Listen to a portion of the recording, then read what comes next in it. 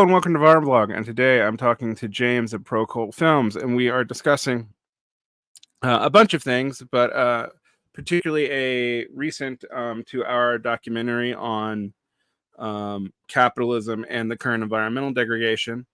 But also, just in general, you've been running series on Marxology and eco-socialism and the debates around this documentary as well. All are quite good. One of the key points in your most recent documentary, I think I want to start us off talking about, is the idea that the problems of the Anthropocene are just human activity like other, say, mass extinctions that might be related to humans in the past, such as the extinctions of the megafauna. And this seems to be actually in direct contradiction to the evidence about what industrial development for capitalist purposes has done. So I wanted to start us off talking about that, and why isn't it capitalism as a form of organizing human life and not humans in general that is the problem here? Okay, first, hey everyone, thanks again for having me on. It's great to be back. And yeah, there's a few questions there that we could kind of get into. I think in terms of, there's kind of two different questions I guess maybe we should kind of focus on separately. The first would be like how this perception that human activity in general has caused the climate and extinction crises, the climate crisis being an aspect of the extinction crisis. I think it's really important to always emphasize, given the relative weight given to them in the broader discourses. So how we've kind of seen many different kind of scientists, economists, politicians, popular kind of thinkers kind of come to the conclusion that human activity in the abstract as a kind of force upon the earth has kind of caused these phenomena rather than a particular organization of it. And then secondly, I guess going on to capitalism and why it's been able to form an extinction crisis in the kind of way that that this kind of supposition of all human activity has. And so those are really complicated and quite difficult to get into questions because there's a lot of detail implicated in all of them. The first thing, I think, in terms of how that perception that humans in general are responsible for the climate and extinction crises is kind of formed is out of certain problems in kind of knowledge production and certain kinds of ways of thinking within the various different disciplines that have to approach these things. So that's kind of perhaps not a conclusion that you would hear articulated and that often, I think, on the Marxist left. I mean, I've read a lot of eco-socialist literature around this, and there's kind of a critique of neo-Malthusian that takes precedence, and so on and so forth. And those things are definitely aspects of it. But I think if we go deeper into it and we look at how this knowledge enters society first, we enter into kind of much more amenable conclusions, which allow us to kind of have a less pessimistic outlook on the kind of outlook of the scientific community, for one, then also kind of understand how these things feed through different forms of information distribution and so on and so forth. So when we're looking at something like a mass extinction, which is what the film kind of focuses on that we did, the long film that we did recently, Forland, Part 1, Capital as Extinction, and the kind of extinction sciences have to kind of therefore proof that there is a mass extinction happening, that we are living in the sixth mass extinction is one kind of way, it's the most popular kind of way it's known, but then whether or not it's the sixth or another one is actually quite highly contested within various different fields. And to do that, you need to have certain kind of different disciplines come together. You got a lot of archaeology involved, a lot of geology involved, a lot of paleology involved, lots of different disciplines which all have different ways of quantifying things and different evidential standards that they need to meet in order to produce the knowledge and prove this within their own disciplines. And so when we get to something like extinction science, which aggregates all of these things, it also has to have the different evidential standard and a different kind of burden of proof in order to do these things. And so the categorization of a mass extinction first has to be drawn out of historical records and so on and so forth. And that leads us to kind of a number of different conclusions. Different criteria arise. So there's one which is kind of a simple kind of, I guess, metrical check, which is what's the real extinction rate and what's the deep background time rate? Like what's the average that animals and plants and so on and so forth have gone extinct over deep time kind of periods, say the Holocene, or say the kind of geological epoch before it. and then what's the actual extinction rate now? And that would be how you kind of quantify if we live in something like a mass extinction. The second would be the kind of severity that we expect that to kind of play out at, based on the different kind of strands of ecological phenomena that are affected, how broad that is and how deep that is and how profound that impact is.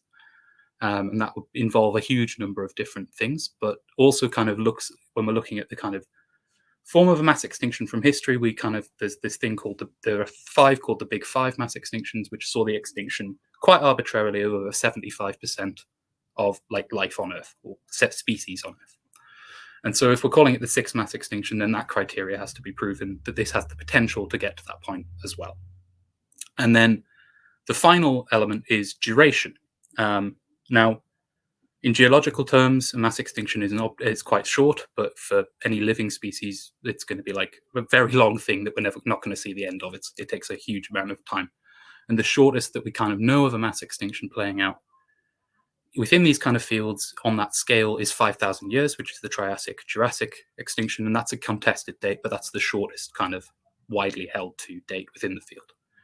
And so when we're kind of talking about like what is the cause of this, you enter into an immediate problem within the field if you're trying to quantify something, because a timescale which looks back at, say, the invention of agriculture and the megafaunal extinctions, the invention of agriculture being supposed to be about 12,000 years ago, and the megafaunal mass extinctions between 25 and 45,000 years ago, that gives you a timescale which is much more reasonable within that field of thought than what then we say the beginning of kind of industrialized capitalism, which would be about 1,000 years ago in most kind of estimates.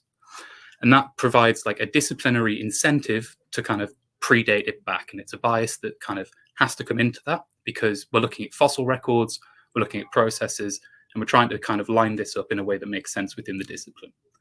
And all that kind of comes in at the point of entry of this knowledge, I think, because of those assumptions that are kind of built into the scientific frameworks for good reasons, but that can't really fully account for a socially caused mass extinction, because, well, we've not seen one in the way that this is playing out before. Does that kind of get at some of the initial questions you wanted to get at? Yeah, the time scale is interesting. One of the things that I often think about when we talk about capitalism is, with capitalism, let's say we take the broadest definition of capitalism that isn't just like the libertarian myth that it's just markets, right? Because markets have existed pretty much since at least agriculture, maybe before it. So if we take capitalism to mean wage labor plus some form of means of reinvestment plus markets, like, you know, a kind of minimal but definition that we could also align with Marx, but also, you know, both neoclassical and classical political economy. Capitalism is what, 1,000 years old. I mean, someone like Jairus Banerjee will push it back to like Rome, which I think is wrong. But still, it's, you know, the earliest signs of it you see is like the Italian city states, and then the first like capitalist society you see is in your country, actually. You know, it emerges, I think, in Britain after kind of sort of emerging in the Italian city states. There's precursors elsewhere, but there you go. Industrial capitalism. When would you date the beginning of what we think of as industrial capital? Because a lot of people put it rather late, and I think I would put it a little earlier. But where would you start at? So, I mean, there's lots of different kind of ways of quantifying that, right? Like, so someone like Banerjee, you're quite right, would push it back to maybe Rome, maybe even earlier with some of his kind of writing on the Islamic world and early kind of money capital and concepts of capital kind of dating back as far as the 8th century and so on and so forth. So there's, you know, quite a lot within that can give you a kind of, as you say, a money form and certain pools of wage labor to pull from within certain kinds of developed societies. Some people would argue that could have been even, like, not Banerjee, but other people would argue that you could even potentially trace that back to Sumeria, right? Right. So I don't think that stacks, because like money existing and markets existing on their own kind of don't kind of really cut the mustard in that respect. Money capitalists have had various different influences, but in terms of like and have to a certain extent organized certain elements of production in earlier periods as well. But in order to kind of look at what Marxists, and I think Marx was getting at with the kind of industrial capitalist society, which is, I think, the thing that we're talking about, I think there's like a few features that you need to see emerge, one of which is kind of it becomes the structuring logic not only of like the economy in a kind of blank sense, the kind of capital relation, the wage labor relation, and the purchase of the capitalist owning the means of production, and so on and so forth. The stuff we all kind of know from Capital Volume 1 and 2 and 3, obviously, but the kind of core relation, kind of that requires not only that becoming kind of structuring the economy in like an abstract sense, but then also in a real sense, it has to structure space.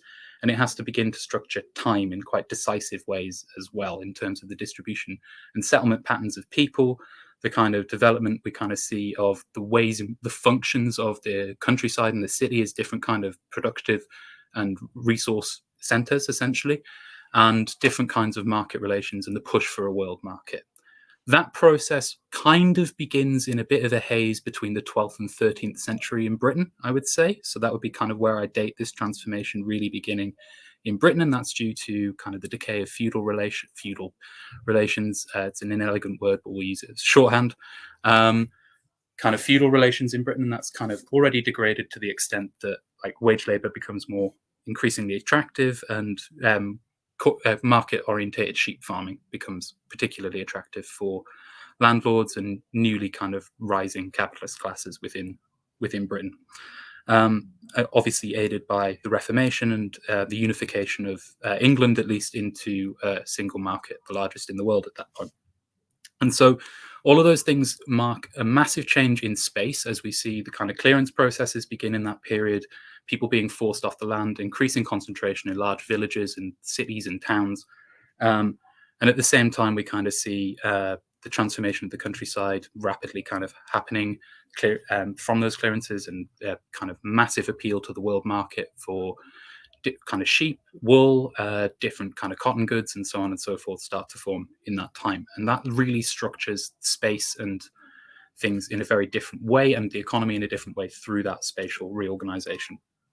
And so you got that kind of period, and I'd say that's something you could date as the beginning of capitalism as a process in England, as an industrial capitalism as a process. There's been other events like in Rome, what I would say is you could potentially see the ingredients for that process to begin, but it didn't congeal in the same way that we saw. So it didn't actually come to fruition, even though the elements leading toward it were possible.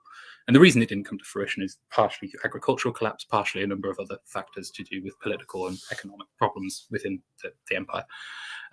So I would say the classical explanation of which Marx provides, that it begins around the 12th to 13th century in England, holds up, but with the useful challenges from people like Bernanke, which make us think more about how these things unfold as processes. So dating becomes a bit sketchy because we are talking about like really social things that are quite hard to pin down in that respect. Yeah, which I guess, sorry, Trotskyists and vulgar Stalinists, we can't just start capitalism with the bourgeois revolutions, nor so, which it's actually kind of interesting that Marxists would try to do that. In so much that we kind of know you can't talk about that in the emergence of communism. Like we can clearly see in talking about something in the future that that we can't fully articulate, that the exact moment of transition is not going to be probably clear ever. But you can kind of tell in the long durée of the process, right? I mean, when we talk about the capitalization of the world, that's like a 500-year process. And, you know, arguably, getting rid of all forms of ancient regime has never completely happened, even in the capitalist world. And I mean, you know, again, your country's proof of that. But also, that leads to some interesting implications for trying to figure out all this environmental degradation, because it's not like large tributary societies, to use the word from Samir. I mean, that I don't always love, but I think it'll be clarifying here. Like the Islamicate world are some of the Chinese empires. That it's not like that those societies weren't resource intensive either, but two things that you notice. One, statistical, and I admit, when we start talking about GDP growth before the 17th century, it's a little bit sketchy, but there does seem to be a massive increase in productivity that is measurable between the 14th and 17th century. And that's different from what was going on in, say, a lot of these tributary societies. And one of the ways you know that is even in capitalist societies, a whole lot of technological innovation comes from war, something that I actually wish Marx had written more about. But what we see prior to capitalism is almost all technological innovation comes from war. And growth is tied intimately to direct land conquest, right? And it's very short lived. Those gains don't last very long. You burn through them pretty quickly because then you have to maintain what you've acquired and blah blah blah blah blah. Capitalism does seem to fundamentally change that statistically. But the other so you have that, and that you see massive growth, and then you see a change in what societies are investing their surplus into. Are they investing them into certain forms of status consumption? Well, you still see that under capitalism, but it used to be a larger part of the gift economy of a lot of these societies. And do you see them in reinvesting in war? And it's not like capitalists don't reinvest in war; they reinvest in turn in war. But like I said, like if you were to compare Britain to, say, New Spain, and I think both Banerjee and Meekins Woods writes about this pretty well. You see that New Spain doesn't have the productivity growths that the English colonies does because they're investing almost everything into warfare extraction, and that changes the nature of what's going on quite a bit. And I suspect at first that seems liberatory. I mean, what do you make of that? Do you agree with those distinctions even? In terms of the kind of technological development through war and the kind of relation of capitalism to that relative to prior societies in that kind of transformation.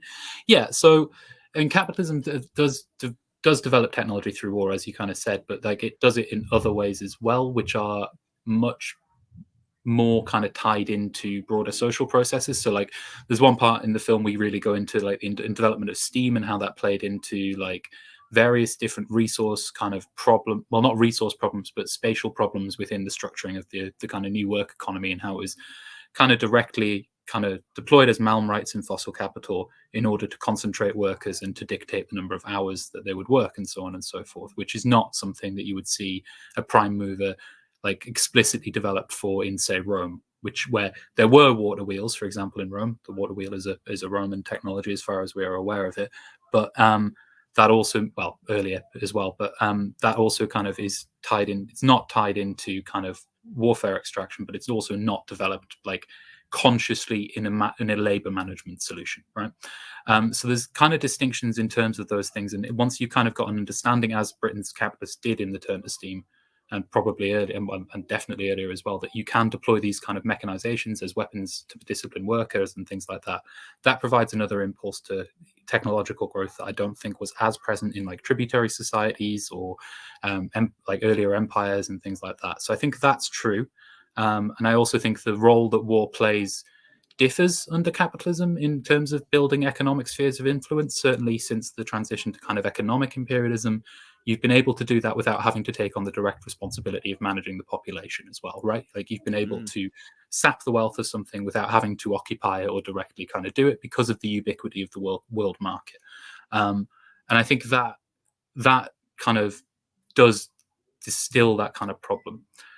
In some ways, I think kind of the broader point you're trying to get at in terms of kind of the different destructive impulses in prior societies was like a really big, like clear distillation of that kind of destructive impulse within a form of political economy.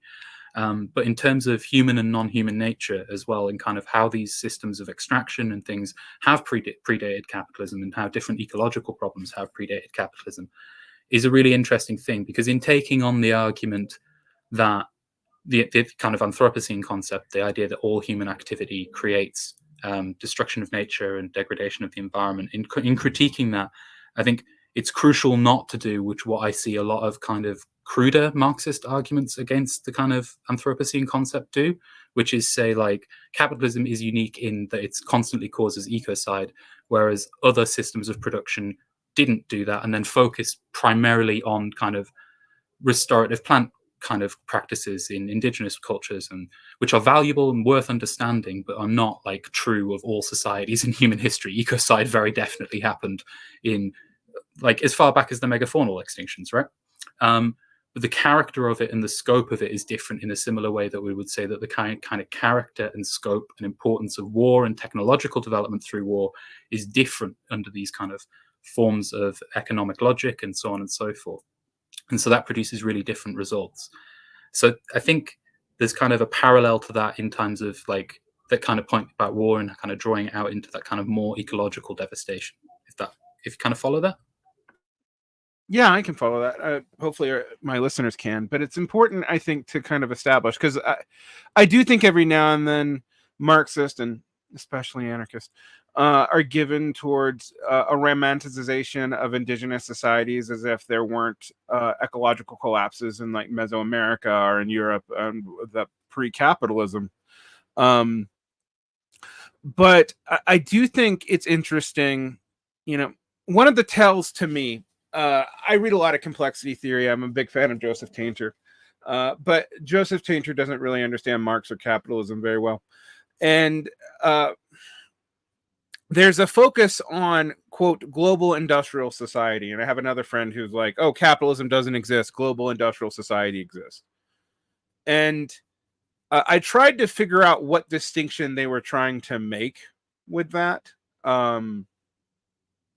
Because from my mind, the logics of capitalism inevitably lead to global industrial society. So, what's the work being done there? I think one of the works being done there, and I actually caught it reading actually reactionary from the early 20th century in Chile, Carlos Gomez de Villa. And he actually says industrial society is the thing ruining the world, and he goes into saying because both capitalism and communism are industrial societies. So I was like, oh, that's the work being done here.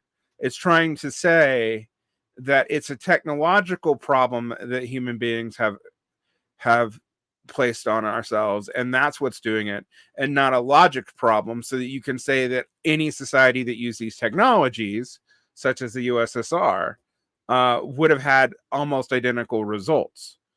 And I think that's interesting. That's a separate problem from the problem you identified in talking about the Anthropocene, but I think it's what's going on with this talk of industrial society.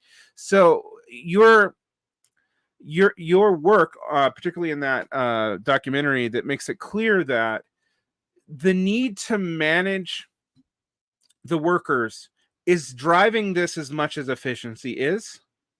So there's a social relation issue at the heart here, not just a technological one. And that the technology being aimed at what it is aimed for, which is the valorization of surplus through the valorization of abstract labor, counting labor time, etc. This is something unique to capitalism, which leads to the logics that make the industrial problem what it is. Is that a fair statement of your argument, and putting it in the context when people use things like, oh, we don't mean capitalism, we mean industrial society, etc., etc., etc.? Yeah, so like the argument is that the kind of, I mean, there's two arguments kind of inevitably bound up together. One is that yeah, you're quite correct that it's the relations that kind of, and the way that these things are structured, that gives rise to the ecological devastation. So there's kind of a numerous different ways to kind of look at that relative to kind of different earlier societies, which are useful to kind of illustrate it. So the big division that Paul Burkett famously makes in Marx and Nature is that there are use value, and Marx makes this distinction as well in volume 2 of Capital. There are societies which produce use values, and there are societies that produce exchange values, and those dominating kind of logics feed into each other in different ways. And fundamentally, the production, when exchange value production is dominant and becoming dominant, the core thing is the production of waged labor, and that requires very unique spatial relations in relation to use value societies, because those were all primarily agrarian societies, whereas societies premised on in exchange value tend to be premised on industrialization and concentration of populations, right? And so you could say it's industrial society, but then you're kind of missing what I would argue is the cause of industrial society, which is this valorization of kind of commodities through the extra exploitation of human labor, with concentration, industrialization, and all the kind of resource extraction, speed of exchange, reliance of exchange is there to fuel happening, right? It arises as a way of extracting this secret power that Marx talks about, that labor power has, the commodity form of labor. And structuring a society around that, and structuring it around the idea that you must have access to these things, like labor power means you need people concentrated in space, you need them to be taken away from the land. Land has to be farmed in monocrops, land has to be farmed in like huge sheep herds, food eventually needs to be imported in advanced capitalist countries, particularly. England's a really stark example of that, with by the end of the kind of 1800s, it's like around 80% reliant on the rest of the world for bread, and before, at the start of the 1800s, it was like 10% of the society used imported grain for bread and things like that. So this development of this spatial logic spreads and entails that ecological devastation, whereas kind of earlier societies didn't have that. To go to kind of the communism and kind of industrialization process, this is something that's really, people wrestle with it in the eco-socialist tendency in various different ways, through the kind of critique of needing kind of a critique of a Promethean Marx is the way that the kind of theoretical dispute kind of comes around. And then you have like some coverage of things like, which try to preserve the Soviet Union, particularly from the Monthly Review tendency, who like focus on like ecology development within the late Soviet Union particularly, but also like conservation under Lenin and things like that, to try and like preserve it as an ecologically viable society. Whilst at the same time, we do have to acknowledge that industrialization was there, and the logic behind it was that we need more of a proletariat because we're not developed enough, right? Which ended up, I think, recreating that concentration dynamic in the Soviet Union and a huge amount of kind of other socialist experiments. That's not always the case, and there are kind of different experiments to look at, particularly Cuba, where diffusion of population has played more of a role, particularly like reintegration of kind of land policy into that kind of process and things like that.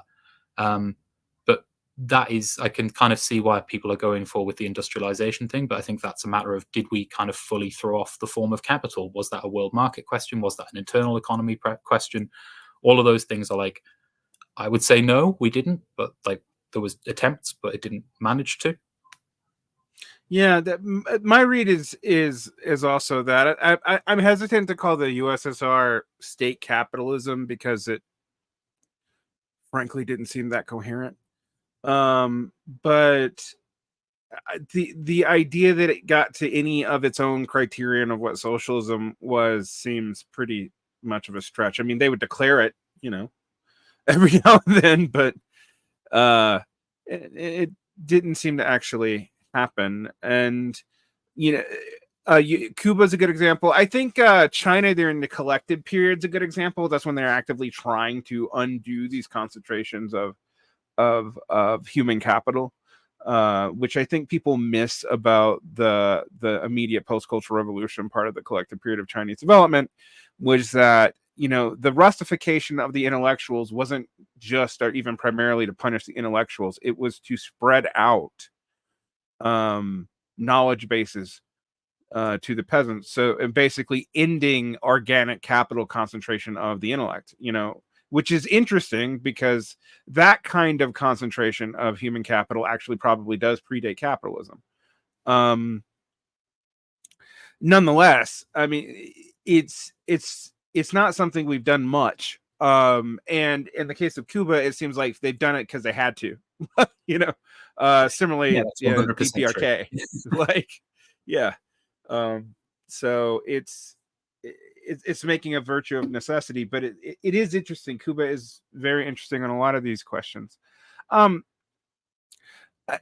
So you spend a lot of time going into also how much of this devastation is in an interesting part of capital, because we have the obvious capital land degradation, but then there's all this black and gray market capitalism that is still required for capitalism to work. And you talk about that in the mining trades in Brazil a good bit. I mean, that's a good portion of the documentary, which is also important because it gets us focusing on the mass extinction as not just a function of climate change, which is just one element of it.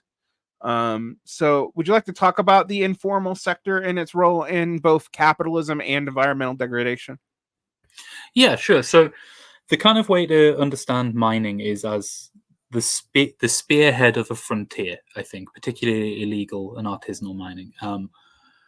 That kind of leads you down a number of different roads. So to kind of explain what I mean here, so we have in the property of there's a theoretical premise, and then we can kind of get onto the detail. The theoretical premise being that as capital expands, what it requires fundamentally, once everything else is said and done, with however much level of kind of industrialization, it requires more labor, right? It always requires more labor, and it requires more creation of landless workers who have nothing to do but sell their labor power as a commodity in order to extract surplus value from it.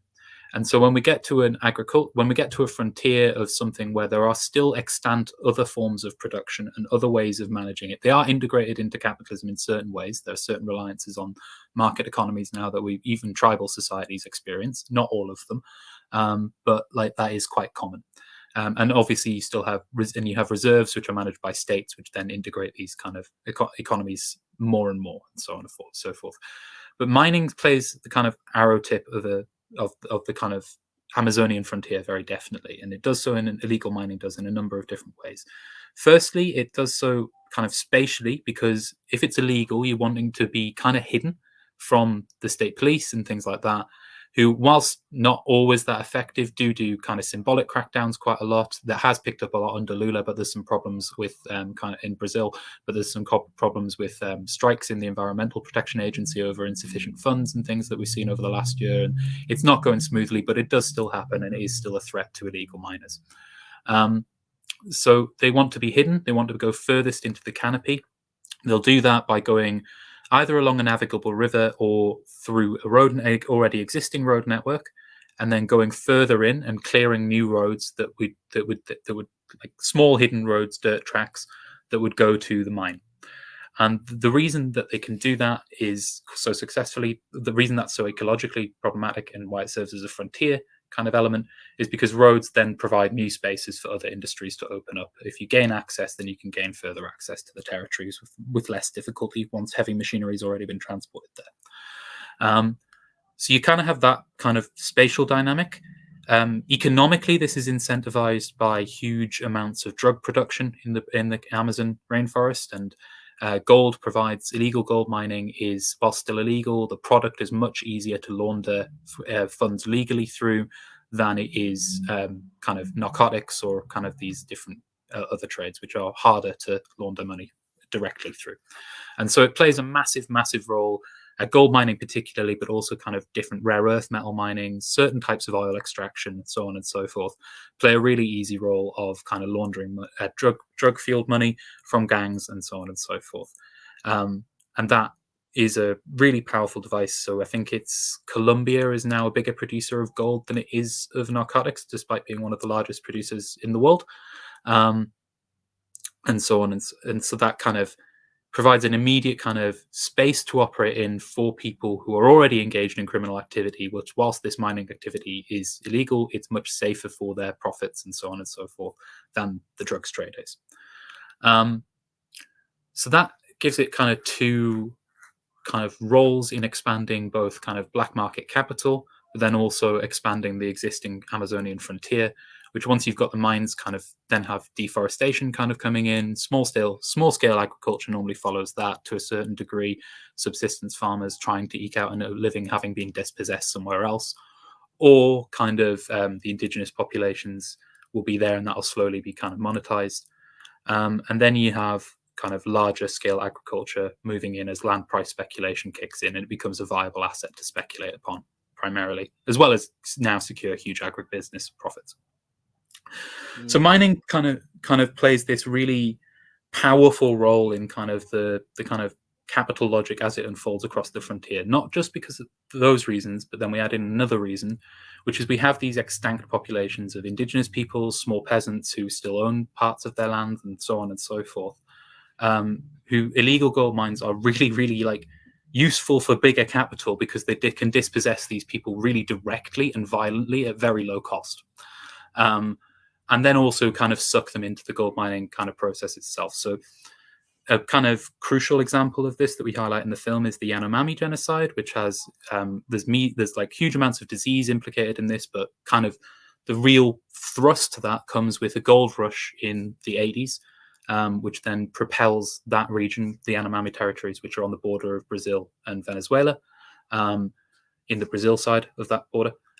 They kind of see a huge influx of gold mining gangs in that period, and that leads to a lot of kind of breakdown, huge environmental degradation, lots of people forced off their land, lots of kind of health problems begin to creep up from mercury poisoning particularly, but also from arsenic poisoning, certain kinds of cyanide poisoning. Those kind of things get in the water systems and the topsoils. And because the Amazon's particularly good at cycling walkers, that's water, that's one of its main functions as an ecosystem globally. It really, really cycles that through whole populations, and it's not easy to deal with those problems once they've formed.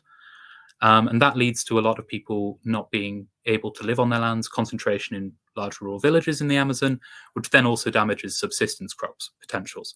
So that you have direct violence of like gangs attacking villages to try and seize this kind of land from them to open new mines. Then you also have the ecological impact, which further corrals people together and then leaves them deprived of their subsistence.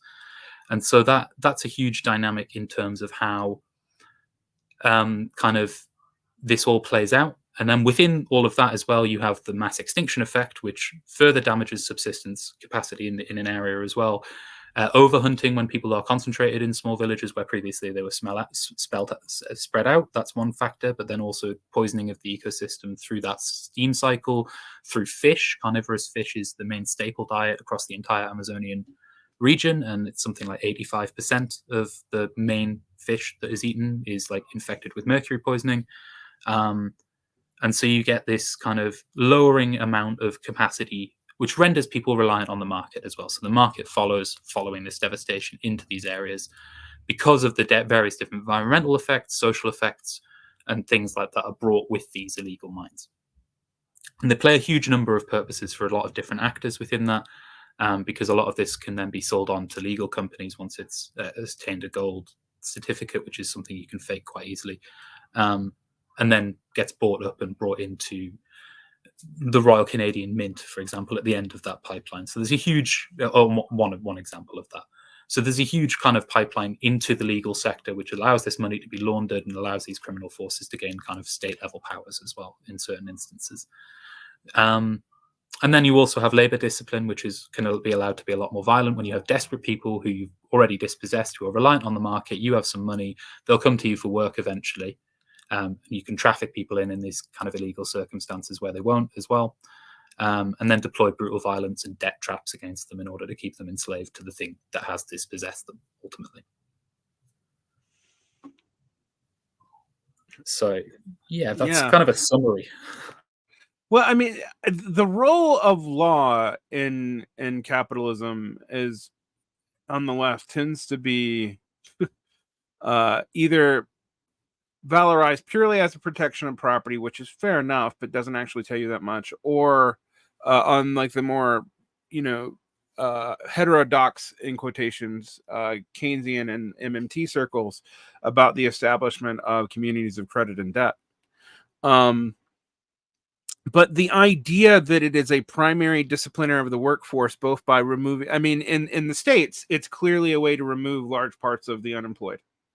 And that's part of what led to the drug war in the first place. Today, we seem to be moving against the drug war and more just jailing homeless people directly. But what is often missed in that is that for the past 20 or 30 years, because there's an exemption in the 13th Amendment on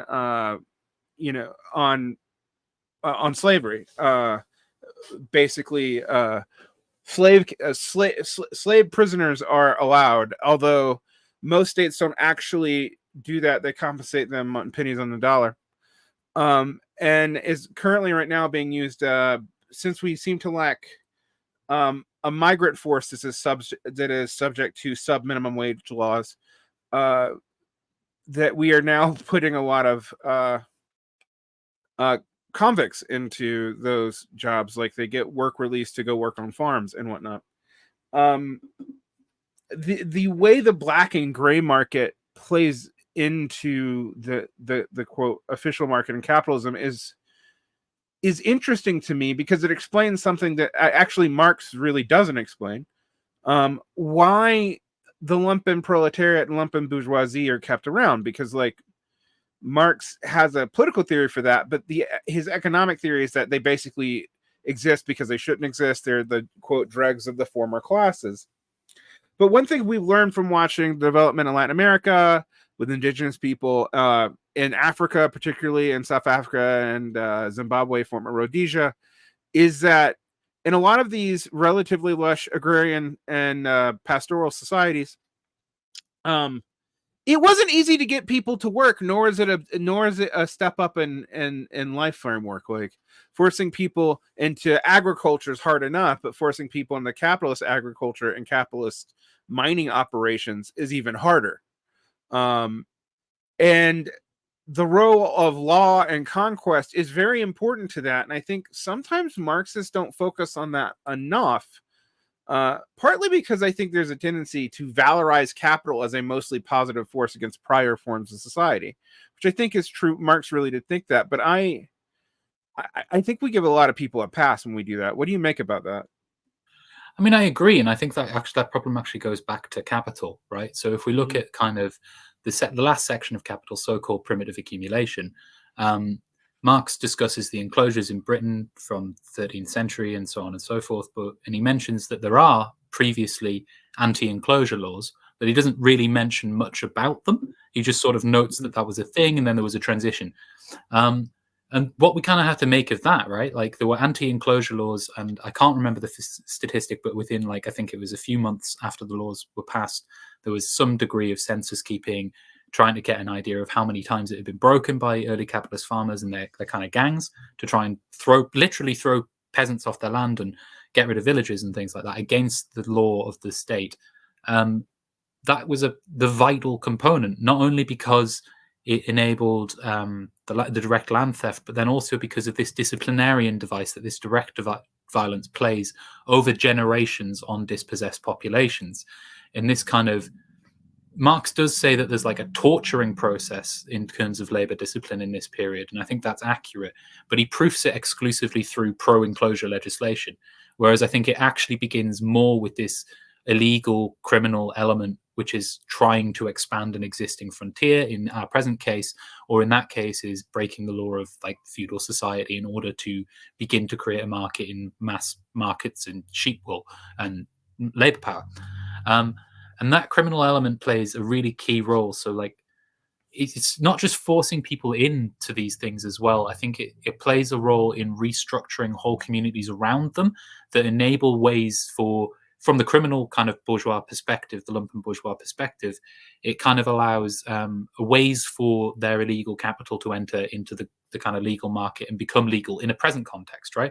And to amass kind of bigger accumulations so that they can then one day kind of get out of this trade and become like a legal capitalist. And allows that kind of process of class formation on both sides to really kind of set in and become really heavy. And not a lot of them won't want to abandon their illegal investments at the same time. They'll keep those, but like it allows greater power over kind of twisting the arm of legislators and so on and so forth, which will allow them ins and better business opportunities further down the line. And so it plays a structuring device not only kind of in incorporating new labor, in dispossessing kind of areas, in getting areas that what aren't considered part of an economy, like the Brazilian rainforest wasn't until the sort of development programs of the 70s and the 80s, really from the military government there kind of bring it into the sphere. This gangsterism allows that process to proceed much more rapidly once it's set in and is a kind of a cornerstone. You could even go back to the conquistadors, right, and say like, well, these are mercenaries who hire each other and then go off and conquer or loot and seize property and seize people. And if we look far back, that's a proto-capitalist relationship that's emerging through what would, in another context, be considered criminality. Right. I think we also see this with like what questionable legal criminality, like the piracy of and the beginnings of massive pirate empires in the 14th century, which seems to be pretty crucial to the establishment of settler colonies in the Americas, et cetera, et cetera, et cetera. I think, and a lot of that stuff wasn't entirely legal. Some of it was even state granted monopoly, but not all of it was. And then you have these weird gray sectors like explorer privateers and whatnot. And I do think we can maybe fault Marx a little bit for relying on official sources so much. But I don't know how he would have done otherwise, to be fair to him. But we don't have an excuse not to incorporate that stuff. We know much more about it. Yeah, precisely. And like we can, it's not necessarily. I mean, I don't faulting Marx or not faulting Marx is somewhat not the point in kind of all these circumstances. Which is perhaps something that could arise fruitfully in terms of when we get around to eco-socialist kind of debates and things like that. That element isn't so interesting to me. Is like we have the information now. We can expand the logic. We can see that there are ways in which people are pulled in through different structures than perhaps capital allows us to see, even though it still allows us to understand what logics they're feeding into. And I think that's the really kind of important part for me. In that kind of gang relation, in that kind of like violent relation, that kind of dispossession relation, and the kind of direct, brutal discipline of the labor force as well, and through these things, I think that kind of there's also a change in terms of how we related to nature that emerges through those processes as well, where we are no longer talking about something that is like owned in a kind of direct sense, is something that needs to be maintained. These are things that, particularly when criminally kind of procured, no one's thinking I'm going to own the same. No illegal gold miner is thinking, like capitalist is thinking, I'm going to own the same set of illegal gold mines in 30 years' time. Right? No one's thinking that. They're thinking these are short-term, really rapid resource extraction elements, and that I can do that with a brutal disciplining and with very little cost to me because I can discard these people when I'm done. And that's a really kind of direct relationship that I think does change, like the way in which people, certainly the way in which prior populations would have adapted to their environments, but certainly now also changes like the mentality that capitalists have, is one source of like that thinking. Well, that seems to be pretty crucial. To get into, I mean, what this implies, it's kind of devastating, and I think there's a darker underbelly in it. One thing that I will say is that today, the only reason I mentioned the Marx thing, I also kind of find it like asinine to be like, oh, we must condemn Marx because he got one fact wrong in a book that was written almost 200 years ago. I don't do that to Darwin. But the other thing I would say, and maybe this is something to think about a bit, is that there does seem to be a kind of socialism emerging that I think it's not even just bright green socialism. It's kind of a reindustrialization smokestack socialism, which I think is an interesting tendency. I don't know if it exists in Britain the way it does in the U.S., which it's not a major tendency in the U.S. because no socialist tendency is a major tendency in the U.S., but it is there. And they often use the valorization parts of Marx on capital to justify it. Like, oh, all this sacrifice will be redeemed by the productive forces, basically. And I think your view makes that easy teleology a lot harder to get behind, right? Like, we do have to look at, okay, when is there a point of no return to productive forces development and the cost of it? And is it always good? You know, and that leads us to a lot of debates within socialism today around the eco-socialist questions. I've spent a lot of time discussing it. I haven't had Kohei Saito on yet. Maybe I'll ask him. I'm probably too small to get him since the Atlantic interviews him now. But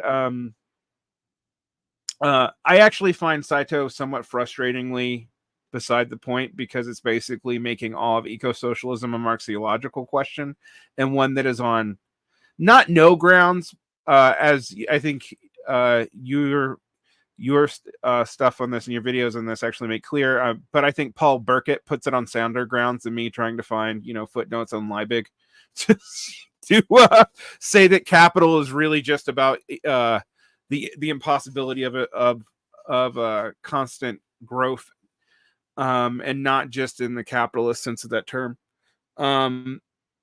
But I often find, with the exception of maybe John Bellamy Foster, that's someone I don't always agree with. I tend to have issues with the monthly review tendency, but that both sides of this debate miss the point.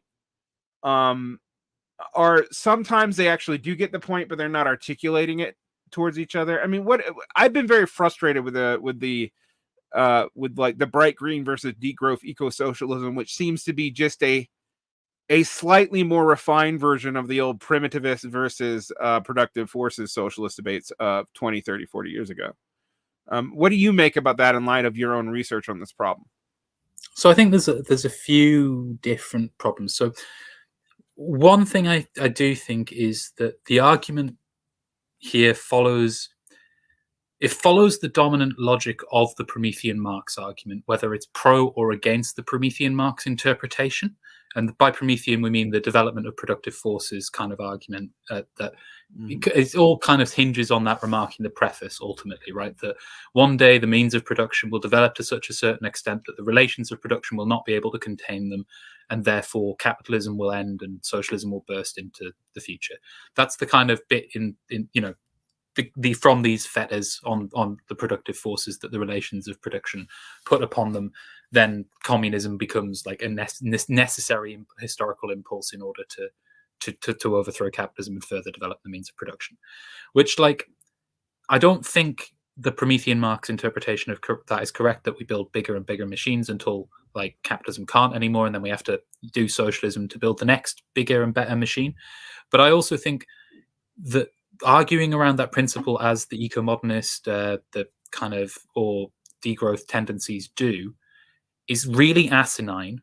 On the one hand, it doesn't really get us anywhere in terms of strategy. It doesn't get us anywhere in terms of the relations which could do those things. And though I'm not saying, I'm saying that in the knowledge that there are people who have attempted that and are attempting that, but I don't think we can do that outside of very specific social movements, or incidents of social movements, individual achievements, without resorting to an abstract movement of movement theories or a kind of religiosity in the belief of the industrial proletariat to somehow make a green society when it conquers power, right?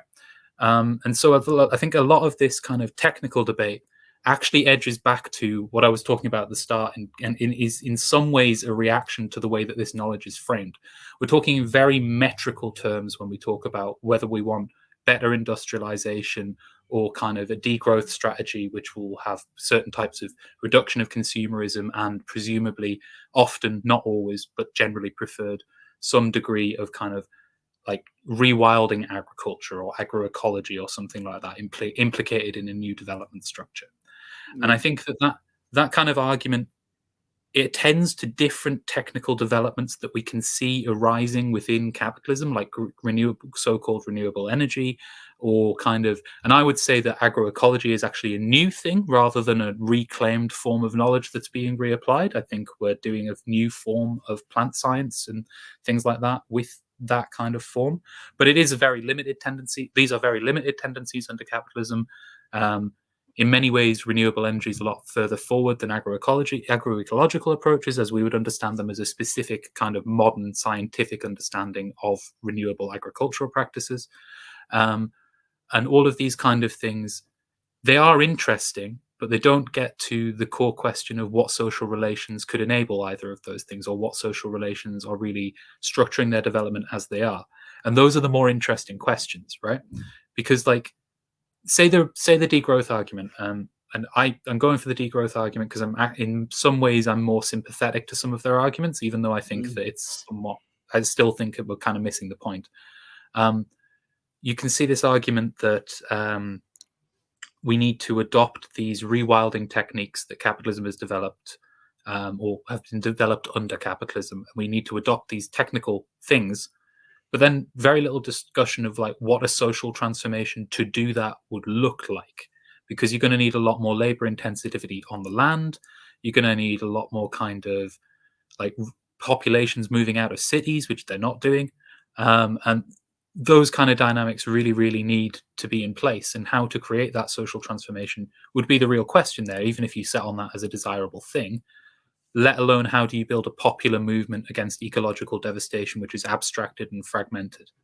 And so I think that those are the kind of, it's a critical impasse that argues around a developmental point that ascribes a future development which we can't command, rather than one that looks at the social question and goes, this is the determining factor. And I think that's how those debates are structured. Yeah, how do we incentivize this other than, I don't know, like thinking that you have a small cadre of like dedicated eco-socialist Leninists forcing everyone to move out to the countryside by gunpoint, which wouldn't last very long, just to be quite frank. Like they would get killed pretty quickly. So it's just it's one of those things where I'm like, even if I agree with you, I have no idea how I would do what you want me to do. Like, would you get there are some degrowthers who seem to try to answer that question, but usually when they do, I'm actually even more unsatisfied. So, because I'm like, oh, so you want us to somehow get 80% of the world population to do massive agricultural technology agriculture, and you also don't think that's going to lead to a mass human population die-off? Like that's you know, that's I mean, it's not primitivism, but it's not that far from it. But conversely, you know,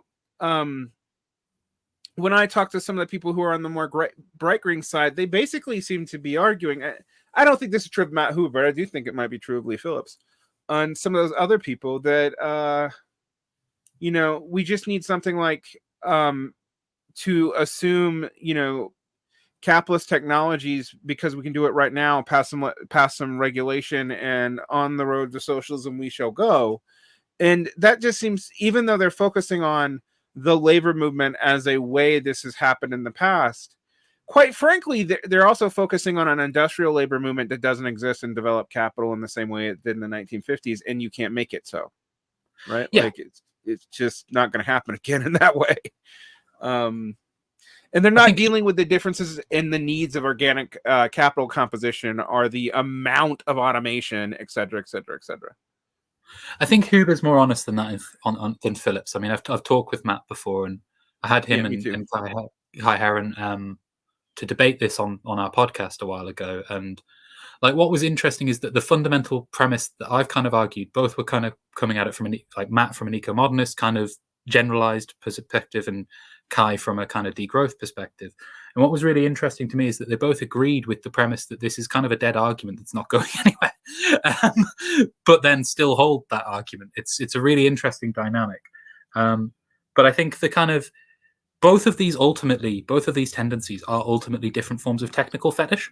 And I think that's the only way I can come to think about them, is that in order to take either of them seriously, we have to kind of think that the socialist kind of the socialist response to the climate crisis or the extinction crisis has to become in some kind of development program or a party program with very technical kind of elements, rather than the development of new kind of ways of engaging with each other in a societal sense. That would be the kind of development program that would decide the resource sense, right? And dealing with the world as it is in that circumstance, and allowing people to democratically organize and expand that, or even kind of like the basis for that in a policy that I think would be much more instructive, because it's the thing that would allow you to do either of those things in the long run if they prove technically viable, which is not something we can see before we start doing them, unfortunately. Like is land nationalization, right? The struggle would be for land reforms and how we manage that initially, because that's the basis upon which a national ecological society could begin to be organized in any sense. And you need to start doing that building block in order to build up to internationalist struggle, for example. And without that kind of concretization or a process or a strategy toward those things, I think what we end up doing is skipping over the fact that it's people. We want a mass democratic society if we want socialism in some form, whether it's like a Soviet style democracy or some other kind of form of like mass participative democracy and ownership of production. We would want that element. And so to decide how the technical solutions and the kind of ecological solutions are going to work in advance is to set yourself up for failure, and to do things like the lesson of the Bolshevik Revolution. Like, they committed to 100% like employment and things like that, which were absurd kind of commitments prior to having done a revolution. And how you actually manage that then becomes a huge problem, because otherwise you're kind of going against the party program which has gotten you there. And that's assuming a huge amount of like importance could be granted to either of these tendencies and get them to that kind of end game scenario, which I don't think it could, because most of them subsist in the academic left. Right. This is actually a very important thing to talk about. I am reminded of Robert Kurz. Do you know Robert Kurz? The Black Book of Capitalism. Oh yeah. Value not value form critic, value critique.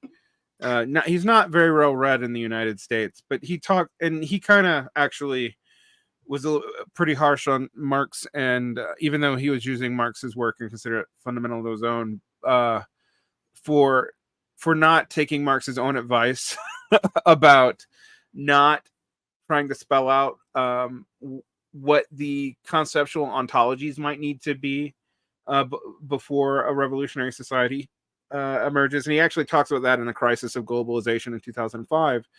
That you see capitalists and other people flirting with the end of the nation state, but they're probably going to double down on it, which he was right about, because the conceptual frameworks can't be articulated until you're already there, right? It's just there's no way. I mean, if you're going to try to argue that we can pre-invent social forms before we've actually started to implement them, or at least explain them, then you're basically arguing that we should be able to invent something conceptually before we've invented it conceptually. You know what I mean? Like, does that make sense? Like, if I can describe a wheel, I've invented a wheel. Yeah, precisely. Yeah. So yeah, I do think I do sort of think part of the problem with both the growth and degrowth is they're trying, like, there's a fundamental lack of vision of what this kind of change would actually require. And sometimes I'm like, it's because we also don't understand how different the past really was either. Right. Yes. That's, 100%. And like, yeah, sorry, go ahead. Yeah. No. I mean, the naturalization of the current condition is read back, particularly in libertarian circles, but it's read back pretty much forever. And I think, yes, there's a certain continuity of the human being since we've had language, but like other time periods are radically different. Like, yeah. And the way they consider like social change is like radically different. And the kind of this kind of ties these things together in like a huge number of ways, because like so far I guess we've kind of discussed around the problems of understanding like different timescales in relation to two different like objects of long duration, which would be a mass extinction modes of production, and kind of how those things line up and how they work and integrate with each other. Then we've also discussed kind of around like mining and the actual concrete processes of dispossession and things like that. But at the start, we were kind of also kind of trying to get at the way we historicize this mass extinction and how we think about it. And I think when we're thinking about that, there's a lot of different examples of ecological change in human society and how that's been engendered and attended and through a social relation between humanity and non-human nature.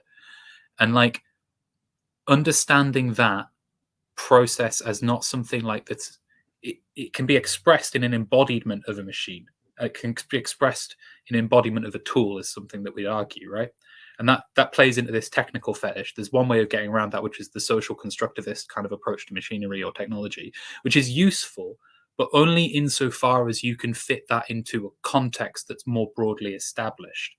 And so when we're reading back on something like the megafaunal extinction, like there's huge a number of things that we wouldn't understand about that mode of living, that like people are traveling around huge vast distances, and that's not just like because like plant life and animal life is so abundant. That's also because one of the other big threats of like I think there's some studies that suggest that megafauna trampled like 80% of woody plants, which means that they were fucking everywhere, right? Like they were everywhere. And that makes it impossible to have settlements when you've got massive animals that can trample through in mass migrations of your settlements and things like that. So there's kind of an ecological constraint, a relation there. And then we look at spears and we assume there's a massive extractivist relationship when we look at these kind of earlier like weapons and tools for carving meat. But actually, plant life would have been much more important to humans, and if megafauna were suppressing plant life and things like that. So I guess the point I'm trying to draw out of this one is that ecological transformation is both like there is an overkill thesis where humans hunted these things to death, and that part of that is partially true. I don't think it's entirely true. There are mediating factors. But then there's a transformation where forests kind of begin to grow because of that extinction and this transformation, and humans end up making a new nature out of that process. And that's really kind of interesting, because when we can kind of see that and we can understand the complexity it takes to understand that, if we attempt to project forward to a communist form of development of society, the people who are going to be managing that new nature and kind of trying to build a new ecological world have to have gone through masses of historical struggle and come to conceive of their relationship with nature, and also be able to materially develop their relationship with nature in ways that we can't understand, like as lived experience, and certainly can't democratically pre-describe if we're talking about a project as big as ecological engineering on the scale it would need to be. Like it's not something that you can imagine the context of because it doesn't exist. And so like this is where the technological fetish, I think, gets in the way of trying to find the social forms and intervene these things in politics can actually be done. And I think this ties to a cynicism I have with kind of all ecological politics, which is I don't think you can have a new politics on an ecological basis. Like it's not, you can't rewrite everything possible and kind of change how people interact with and think about and actually engage in politics simply because we have a better understanding of the ecological problem or of the kind of ecological form of consciousness. At a certain point, it has to be reintegrated back into like class struggle as it actually exists for people who live in the real world. And that's not a matter of realpolitik of a certain investment strain. That's about actual social problems and getting into the meat of them. Right. Well, that is where I'm actually pretty sympathetic to Matt Huber. But for my critiques of parts of what he argues, he is trying to put this back on the table for the real lives of people in a way that I do think that the degrowthers, and like you, I actually am sympathetic to some of their arguments. I know I don't seem that way on the show, but because I'm sympathetic with them, I'm actually more frustrated because I'm like, but and what world are you going to get people to do this prefiguratively? I'm not sure that I think prefigurative politics makes sense, but even if it does, it's just all I see it would be as aligning means to ends. And I don't think you can do that just off of like ecological will. And I also don't think you can do it, just based on fear without that fear having some profoundly not helpful side effects. And I think the conservatizing small c, but role of fear in the ecological movement does need to be worked out, because fear is motivating. It is, but it's also motivating in a way that doesn't lead to people actually often addressing what's causing them to be rightly or wrongly afraid. And I guess in this way, I'm like you. I don't think an ecological politics as such can be removed from the broader array of politics, which would be class struggle and social reproduction. And I think the social reproduction element is something we have to deal with too. and that's the one place where the personal really is political, where most of the time that statement's bullshit, but there it's not. That we have to really look at, like, how are we going to incentivize human kinship relations and whatnot in this new way? Because in the past, when these things changed, so did that. But it's those, when we think about recorded history, we don't have a lot of the past of human development. I mean, we have basically, we kind of have 5,000 years. We really have 2,000 years. And when you look at the long array of human existence, that's nothing. Yeah. And we have to make huge assumptions about like what it meant and what it means when we're treating these kind of social questions, and like how certain different forms of thing kind of work out, which is, I guess, kind of again comes back to that kind of like the problem of the social and the problem of the technical, because I think this is like the problems that eco-socialism is getting at are problems that the communist tendency, like the degrowth versus eco-modernism debate is getting at, are problems that are implicated in all forms of communist politics. On the one hand, we insist that the communism has to be the real movement of everything that exists, to use Marx's phrase. And then on the other hand, we view communism as a developmental prospect, and it realistically has to be both, but they contradict each other in certain circumstances. And so that's a really difficult problem to like get into, and I think that is what the degrowth versus eco-modernism debate is still wrestling with, but it's doing it outside of a context of being in like a mass party or something like that, right. And then are there even being clear social movements like yeah. And so in that context, it doesn't really mean much outside of academic Marxism, as I say, because like we are talking about things that are fundamentally, the way this debate plays out is also mirrored by competition for funding within university systems and things like that, which is going to further develop that antagonism, which is really, really unfortunate, because I think both sides have things that are useful to think about and say, but do so in a way that integrates them into a kind of analysis which is fundamentally anti-strategic. And so those things are kind of important to like draw out.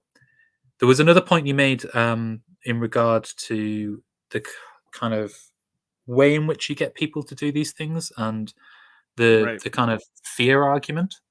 And I think fear is, I agree with you, fear can be motivating, but I also think it not only can it be unhelpfully motivating, but when we're talking about fear, we're drawing on something that I think is important, particularly in relation to extinction and climate crises, which is also we kind of have a retreat back into the immiseration thesis at a certain point, right? Where it's an ecological version of the immiseration thesis, but it goes that at a certain point, the climate or the extinction crisis will get so bad that humans will be forced into action. And that's the point where this can actually all play out again. A lot of communizers believe this, like explicitly. Yeah. The communizers are like the most kind of build the ship and they will come of them all, right? Like,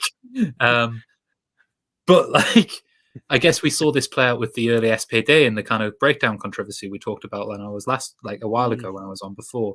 And the immiseration thesis is in Marx as well, that like there's going to be a polarization of wealth. And the problem with it, I think we have to look at after the long kind of time that we've had this kind of come up in Marxist theory, is that people are under those conditions are often like too overworked and stressed and like unable to organize unless they're in a kind of collective circumstance where they're concentrated in a particular relation to a particular person to band together, like in a factory would be the Marx classical example. Without those relations, which increasingly particularly advanced Western societies don't have, but also a lot of other places don't have anymore, we kind of don't really have any axiomatic form of struggle for people to fall into. And what happens then is desperation, and that doesn't lead to a victorious form of organizing or a rallying point, like at all. It tends to lead to stochastic terrorism, riots, which I know the communizers tend to like, but I tend to say riots are usually futile. They're recuperable instantly. Like, both in that they invoke reaction because it's tearing shit down without building anything new, and also in that like they're so chaotic that other forces can try to speak for them. So it's I do think, that we have to, and I think Marxists right now in the West. Oh, God, I shouldn't use that because that's going to get us some fucking Western Marxist debate, which is also stupid. But my opinions of that are well known. Both Perry Anderson and Domenico Lacerda both created a problem that doesn't even fucking exist. Yeah. But anyway, the my point here though is that we are kind of stuck here, and I think the idea that the climate as a immiseration thesis is super common, but I think we've already seen it lead to burnout and then to Marxist eventually moving to maybe even anti-environmental policies, like, oh, we just need to go back to smokestack socialism and national development. And I'm just like, that won't work. Like, this is one thing the Phil Nil, who's a commonizer, I don't agree with some of his answers to the problems he poses, but his study and Aaron Benedict's study on basically organic composition and automation, you can't go back to that. They won't lead to the factories of the past, and they won't be organizable like the factories of the past. And our addiction to that form, because it was kind of easy to organize, has put us in a real bad situation now, because we literally don't have an imaginary like construct for what to do or how a party would emerge, other than like, I don't know, vague movements, riot becomes party somehow, have a nice day. Like, that, and I we can make fun of the communizers for that, but I feel like a lot of people actually are like that, are like, oh, if we secretly just deal with the contradictions in the parties, for you guys it's the Labor Party, for us it's a Democratic Party, which is even sadder because it's not even a historical Labor Party. It's a coalition of a lot of weird shit. And that doesn't seem to go anywhere either, and it just burns people out. And so my fear about the use of fear as an organizational tactic is that it leads people to being very stupid and not realizing that they're playing with a psychological force that almost inherently invokes reaction. And I do think, Marx, when I've read a lot of Marx's letters, and Marx seems to be going back and forth on how to deal with that after the 1850s. That's when he seems to abandon the immiseration thesis, I think. So it just seems like we're in a world where, okay, so the economic crisis doesn't prompt it. What other crisis can we have that magically solves the problem for us?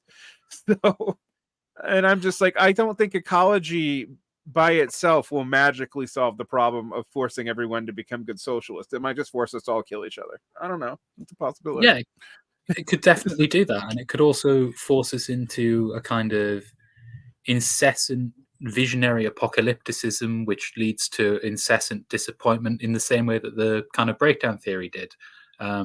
Like, I'm still like a defender of like Marx's theory of breakdown, which is another kind of question I have in relation to eco-socialism, because I find it intriguing that a lot of the kind of thinking does rely on a kind of catastrophic ecological breakdown, like immiseration thesis, but simultaneously tries to discard any kind of composition crisis out the window as having any kind of final blow to capitalism ever potentially possible. And that's something that's been with us since Paul Bourget, at least. Which is a really interesting contradiction to be in, because you have just outright swapped it in such a way which means that you can't like get accused of the movement's past aesthetics whilst also preserving them.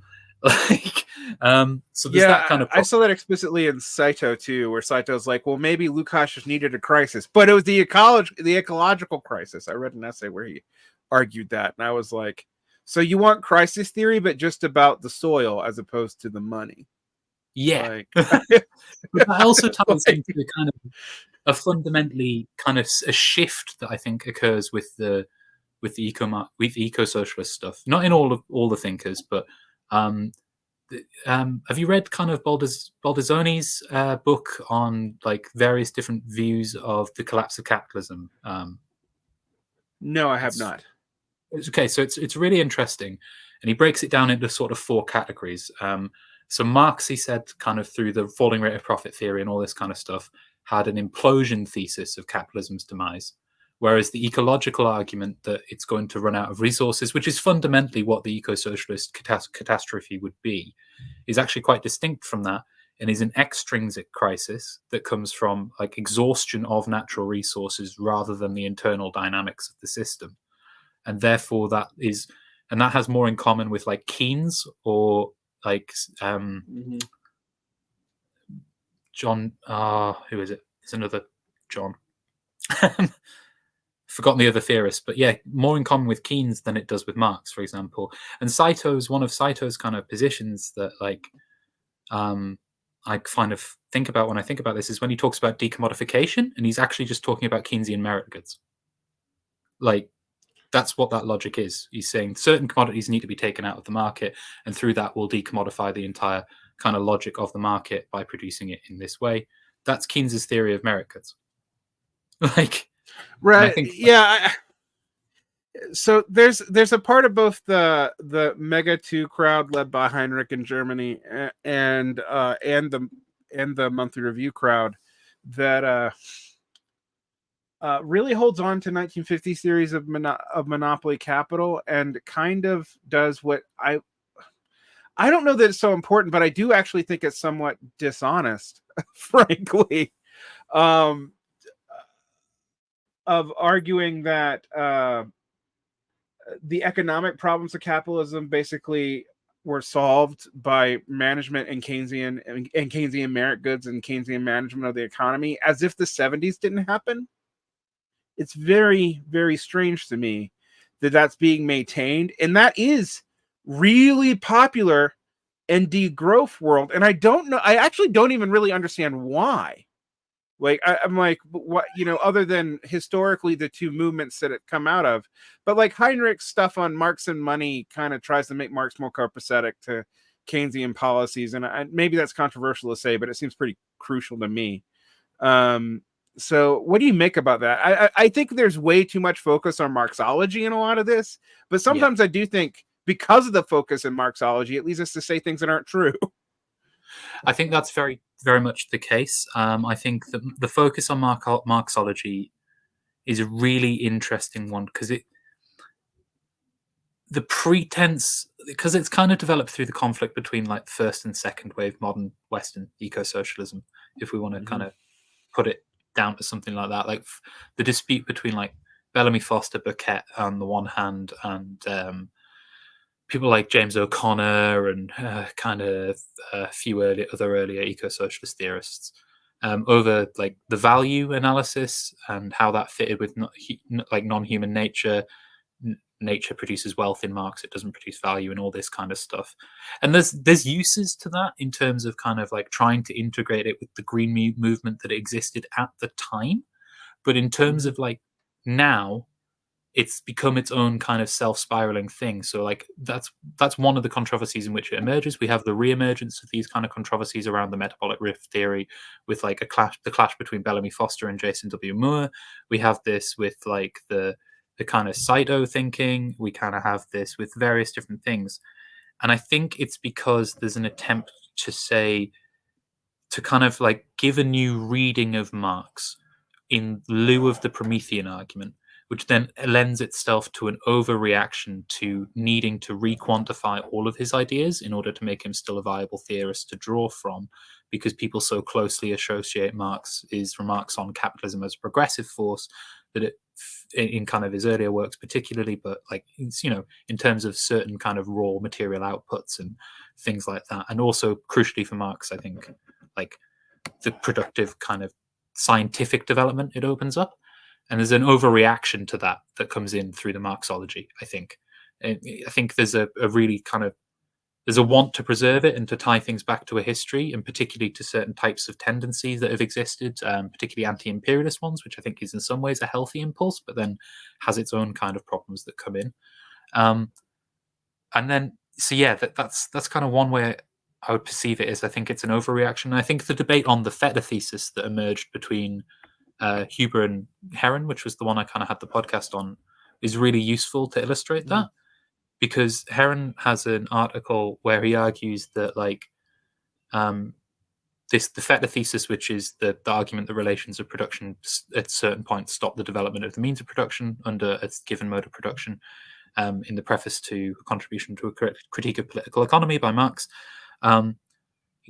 Heron kind of views that as the position of the eco-modernist thesis, and I think it is. But then I also think it's the position of the degrowth thesis, because the argument there would be that restorative agriculture is fettered by capitalism, right? Because in the same way that like machine technologies is fettered by rate of profit problems, capitalism's spatial dynamics would presumably fetter those kind of ecological sustainable agriculture if you need a redistribution of populations. And so in an overreaction, it ends up replicating the kind of problems. Both sides of the debate do this on that front, but a lot of other kind of Marxological debates end up replicating the problems that they're reacting to, just in a kind of inverted way. And I think that's ultimately from viewing Marx as a kind of authoritative theorist rather than something that's meant to be applied to the real world and in a form of organizing and in a political movement, not as an academic interest, which is kind of how Marx is now reinterpreted. Absolutely. I mean, I don't want to sound all Stephen Jay Gouldy up in here, but I do sort of think like as long as we treat Marxism as a static theory, which I can go back and just like read Capital and recite it, and it has all the answers for me. That leads to similar overreactions where, you know, people, and I know plenty of people who do this, will be like, well, Marx was wrong about barter. Ipso facto, Marx is wrong about everything. Yeah. Because he was wrong about something that nobody else was right about either at that time. You know, I mean, I even point out that, like, dude, the founders of the Chartist school thought that barter was the origins of capital until like Innes Mitchell. It's not even like it's not even the Owen you think it is. But you know, I mean, and there are things, there are contradictions, and I don't mean this in the like, oh, Marx is contradicting himself, although that does happen a few times. But there are contradictions in like these tendencies in socialism, and maybe we need to be good Hegelians about this as I am to say that, because that tends to put us in the realm of pure academia. But where like, oh no, there are fundamental contradictory tensions in socialism too, and the development of productive forces is one of them. The national or international question is another, which this also runs straight into. Do you fix this by a national project or an international project? National project doesn't really seem to be that likely to work, but it also seems to be the way you could do it under current conditions, right? Et cetera, et cetera, et cetera. And I think we need to be more realistic about these are things we have to work out by doing them and by building that movement. And that will probably mean socialism won't look exactly like it has in the past, when we actually start to move in that direction. I mean, I'm loath to give certain people, Platypus Affiliated Society, a whole lot of credit, but they're right about that like socialism is not going to look like what we think socialism would look like now. I mean, if our models are, you know, 1917 or whatever, it might have elements of that, or almost assuredly will. But what it's actually going to look like is going to be probably very different on a bunch of different social questions. I don't just think the ecological one is going to be the only one that makes things quite difficult. I mean, I do think, for example, going back to Marx and Lenin on the national question creates all kinds of new problems for us in light of what happened in the Soviet Union and, you know, Soviet satellite states and Great Russian capitalism, and the kind of fine line Lenin tried to walk about social patriotism versus jingo socialism and all that. Those to me aren't really answered either. But yeah, I guess this is a way in which the Marxology actually does not really totally help us at all. But I think it's perhaps a way of explaining why the climate and eco-socialism debate is so symptomatic of these problems, and why Marxology appears, right? It's because when we're dealing with a subject as big as climate and extinction crises, when we're dealing with all these things, they touch on every aspect of social, economic, and political life, every single one. And every kind of discipline needs to have its response to it. And to do that, as we said at the start, like different disciplines come up with different challenges, and they have to try and apply their previous ideas to show their own validity.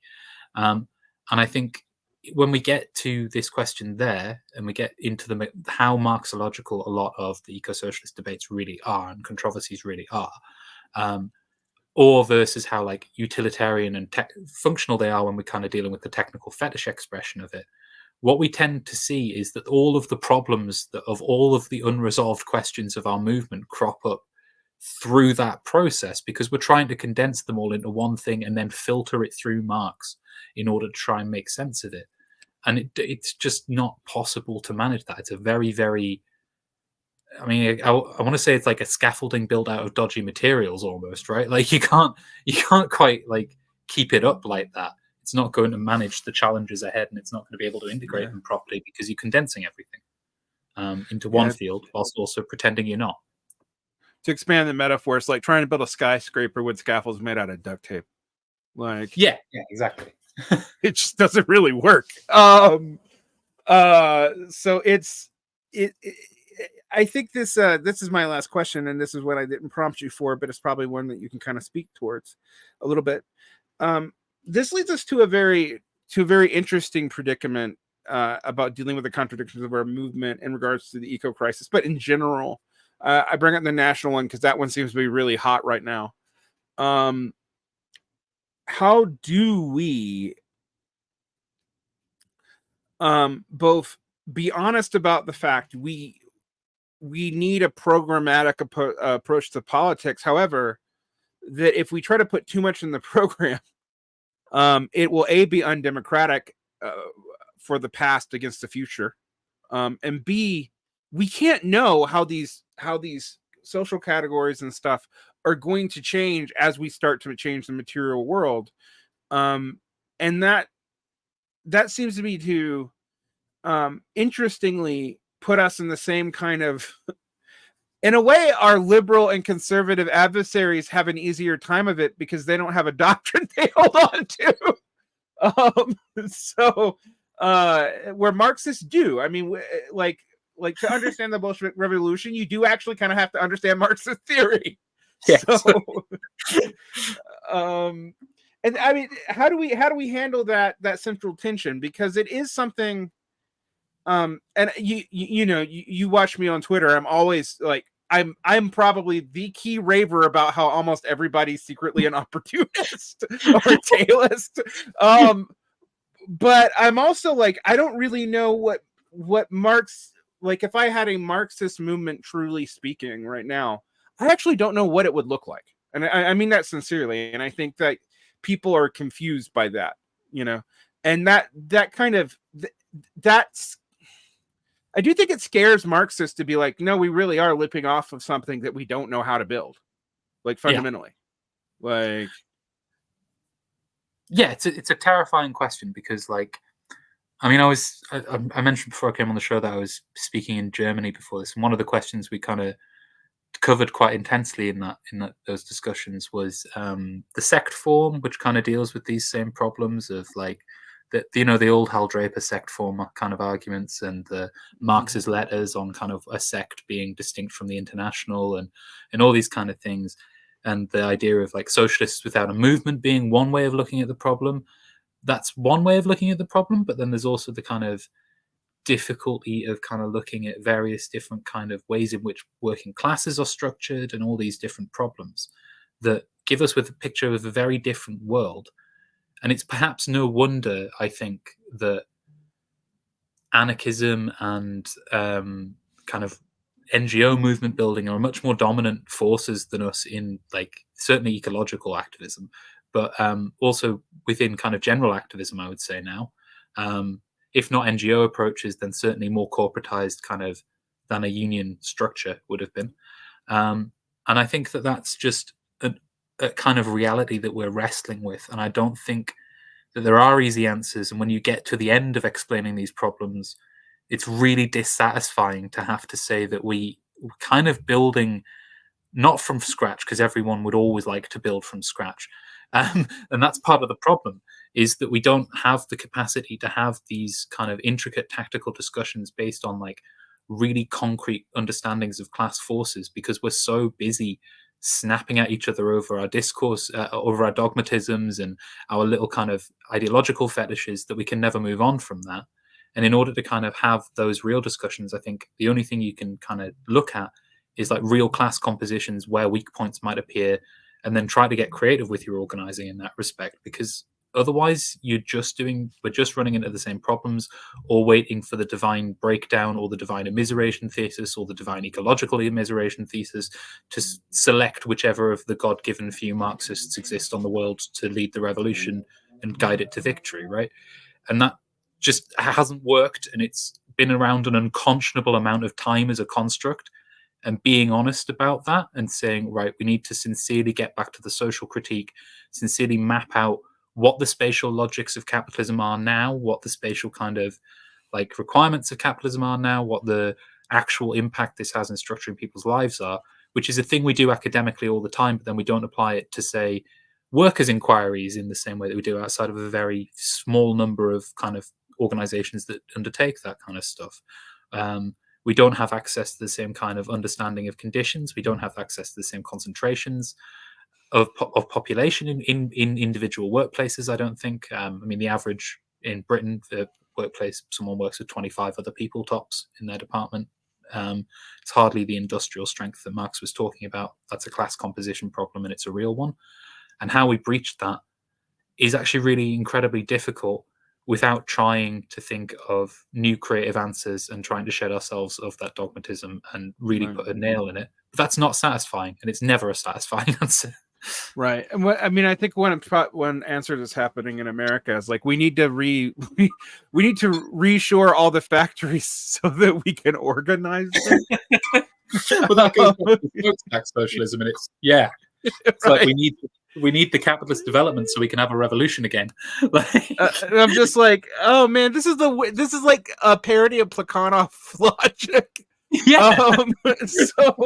But it really exists, and I get it, because it, like, even something small, like thinking about how you organize the service sectors in there, and I saw a fight on Twitter between two people I respect, actually, who like got at each other's throat and totally tossed past each other about like the problems of the service sector, and none of these were people who do this stupid shit like baristas aren't proletariat because reasons. But you know, petit bourgeois people are, or whatever. But we see that a lot, and I think we are faced today with, actually, interestingly, I'm hesitant to say trauma, because fuck, that's been ruined by everybody. We can't use that word anymore. But like some kind of primal shock about the fact that we just had a, you know, and most of the West, and I mean this not just as in Anglo North America and Europe, I also mean it in Latin America. The left has had its best and worst showing simultaneously in a long time.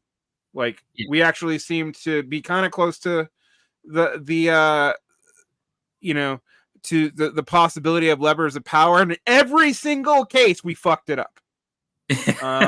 So like, I mean, Bernie and Corbyn are not even the worst ones. I mean, Syriza's a way bigger deal. Podemos is a way bigger deal. The failure of the French Socialist Party is a way bigger deal. Mélenchon's new Popular Front being stalled out by, I don't know, Macron deciding that maybe Vichy was better is a bigger deal, you know. Yeah.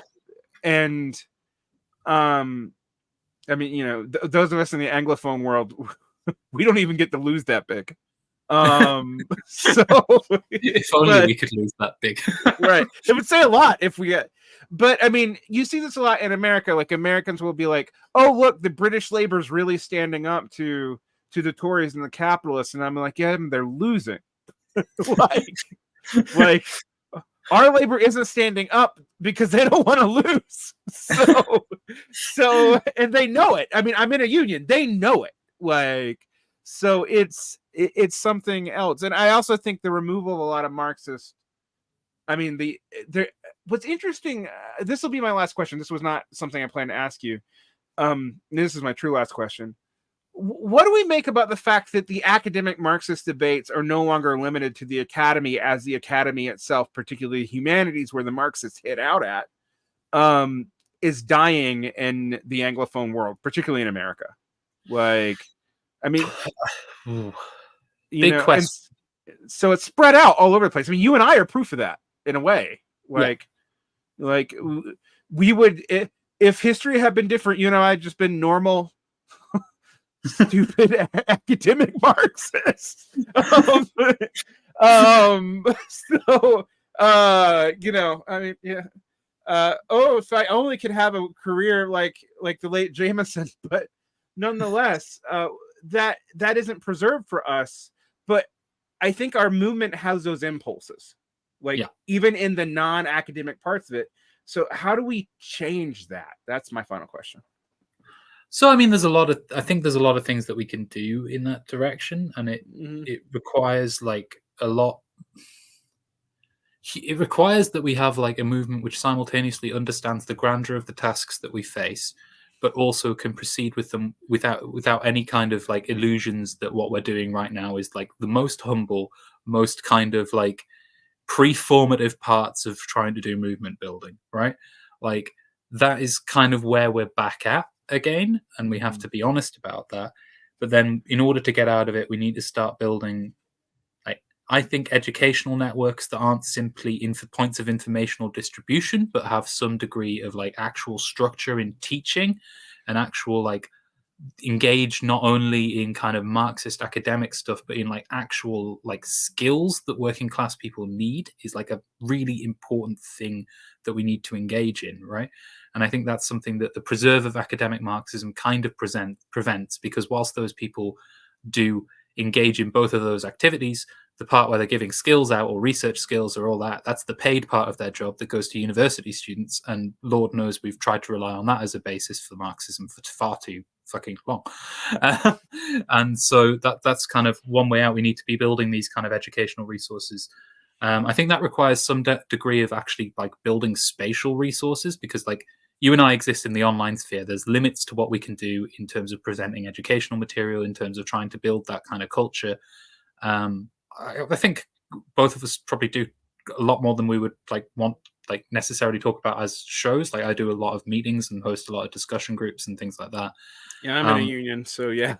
Yeah. It's spent a whole lot of time doing union shit, actually. But yeah, and I'm a public school teacher, but even then, I'm always like, there are things that I need someone else to teach you, like how to fix your car that has this many goddamn electronics in it, like, like and stuff like that. Because I have been thinking about the way capital has gone, and I'm not a believer in the neo-feudal thesis, but I have been like, the level of complexity does make teaching people how to do basic stuff a lot harder. Yeah. Like I can't teach you how to fix your car, and for good reasons, but I can't do it. Like it requires a ton. And increasingly, even like with computer stuff, like the coders don't even know how to fucking code anymore. So like they're relying they're relying on the dead labor of prior coders as manifested in AI outputs, as much as inventing new elegant code. And like master coders will complain about this, but I'm like, and so in general, we're seeing the capitalists kind of be unable to reproduce socially necessary stuff, and we got to go like, and we need to do it like by ourselves. with no resources. But like but I do think that building those kind of smaller educational stuff, trying to get federated networks of kind of like people who discuss similar syllabuses and like offer practical stuff as well. Like one of the things that I always offer to people if they like engage with political work is I'll give benefit support and stuff like that in Britain, and that kind of like thing. It's just, if you're engaging with me political, I'm going to talk about it. But making like, because there was the way in which the kind of movements that did happen were born wasn't out of just thought. It was out of social context. Like even if we look at kind of the early Marxist sects in England that Marx kind of has a huge number of disagreements with, but end up becoming really important to the formation of the Union movement, later the Communist Party of Great Britain, and so on and so forth. Those were like all formed in working men's clubs, which, although they are like basically discussion centers and bars, they play a social role in the community where there's an aggregation of resources for working class people and things like that in those centers, whilst also retaining a very strict kind of educational purpose from the backroom discussions. And that's done informally, but it kind of integrates the two. And I think those kind of things are like, we do a lot of educational work on the left, but a lot of the time we're trying to do it in an ideological reproduction sense rather than a social movement building sense. And I think that there's a difference between those two things. And I really think that it's difficult to do because obviously the nature of what a community or a workplace or something is has really drastically changed. But the only way we can really get into it is by trying to build those institutions, because it's only when we have viable institutions that can reproduce themselves without reinforcing some dead-end dogma or some kind of political program as their primary function that we can begin to actually exist as a social force, which can then take it up to that political level. Right. Yeah, I don't think we can build a political program until we have done the pre-political work, and that includes education, but it also includes like having real representatives in various communities and being dispersed. And for us in America, it means also you can't only be in fucking New York and LA. Yeah. Right. Like, which even the DSA, which has more of this apparatus that we would want than almost anything else does, that's where they are. That's where they are. Like, that's their concentration is very much in you know, New York and LA, and that's great, cool, but it's not going to be nearly enough. And yeah, it's a hard ask. Particularly not in like in context of what we've been discussing today, in like an ecological context, right? One of the things I highlighted is like people need viable land policy to eventually, right? That should be a political objective of a movement. I'm sure it is, and it is in certain NGO contexts and certain other kind of contexts. But in terms of getting there, we need to do the hard work of, like, first of all, analyzing what the rural really looks like, because it's a lot poorer than a lot of Marxists assume. Certainly kind of urban-based Marxists and things like that have particularly in England, I don't know how true it is of the US, but have a very, very view that the English countryside and the Scottish countryside and the Welsh countryside are filled with like quite wealthy people, whereas in reality you still have like incredibly poor, like service worker orientated, like working classes, certain very small kind of sections of productive activity out there, and then seasonal labor on farms or tenant farmers and things do still exist, right? And those are all very, very like important elements of an analysis to kind of root yourself there, and getting rooted in rural life, providing institutions that those people can like actually kind of work through and meet in any kind of eco-socialist approach. Surely that should be the starting point, is getting an understanding of the class relations that we actually have to enter into and struggle with it, right? And I think that that's actually a hugely neglected area for a country like Britain or a country like the United States. Absolutely. James, what do you got coming out on Prolekult land, and where can they find your work? So you can find us on YouTube, Prolekult on YouTube, Prolekult Films on Twitter, Prolekult Films on Instagram, and Prolekult on TikTok now. TikTok is just clips from the videos, so if you actually want to watch the longer form content, I'd recommend you just do it as the longer form content. We are presently in a bit of a conundrum because we have a funding question on this. So we just finished the hour 45 2-hour documentary Forland Part 1, Capitalism, Extinction, which goes over kind of the spatial logics of capitalism as an extinction force, separating that out from like different kind of approaches that are taken by bourgeois science, although I hate to use that term, mainstream science, although I hate to use that term as well. You know, the kind of arguments we've talked around today. We want to do that as a trilogy, with Part 2 looking at a critique of conservation under capitalism and a critique of renewable energy infrastructure under capitalism.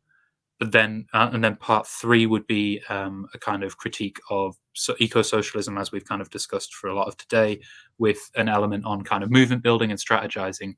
Those are kind of both incredibly ambitious projects, and we're looking for quite a big production, quite a big funding increase in order to be able to make those, because of the time requirements that our longer videos really kind of put on us. Like, there's a hell of a lot of research I have to do, and then editing them, because we actually use like quite a lot of footage of gold mines, for example, in this, which was really hard to find. That takes a lot of research and preparation, as well as kind of processing as well.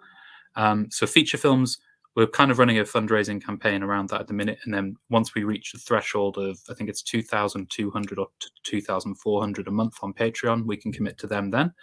Until then, we're continuing our kind of Approaching Marxism series. The next episode will be on communism, and looking at again, another question that we've kind of discussed today, that contradiction between movement building and development program that exists within the heart of the communist question in Marx and since. And we also run regular educationals. We have an eco-communism study and development group, which various different people who kind of attend through our Discord, and will present various different pieces of information that way. We run classes on the Approaching Marxism series, and we have a capital study, a study group that runs, I think, twice a month through our Discord as well. So that's all kind of the work that we've got going on at the minute. The shorter videos are definitely going to continue, but that fundraising campaign really is there for the longer form ones, so we can continue to do those as well. Yeah, I would tell people to support your work. I do, and I've endorsed this film. You guys should check it out. I thought it was really great. I also just going to point out, even though you're making clip documentaries with voiceovers, that shit's fucking hard. Like, I don't think people realize how much time that shit takes. Yeah, people like I barely edit anything, and it still takes me, when I do edit, it takes me hours to do. So yeah. like, you know, and so those clip videos, those actually require a lot of fucking labor, people, and people got to eat. So our afford research books or whatever, get into archives. You got to do somehow. It's hard to do this shit without academic institutions. I will totally admit that as a person writing a book. It's like, oh god, I got to do some spare time. Yeah. But that's where we are, and I don't know. I'm very mixed on the decline of the academy, but in some ways, I think for Marxists, it might actually end up being an okay thing if we can break our bad habits. But on that note, we're done. Thank you so much, James, for coming on. People should definitely go check out your work. I learn a lot from it, and I really appreciate the work you do. Thank you so much. Thank you very much for having me on, and thank you for doing the show. It's fantastic. Thank you.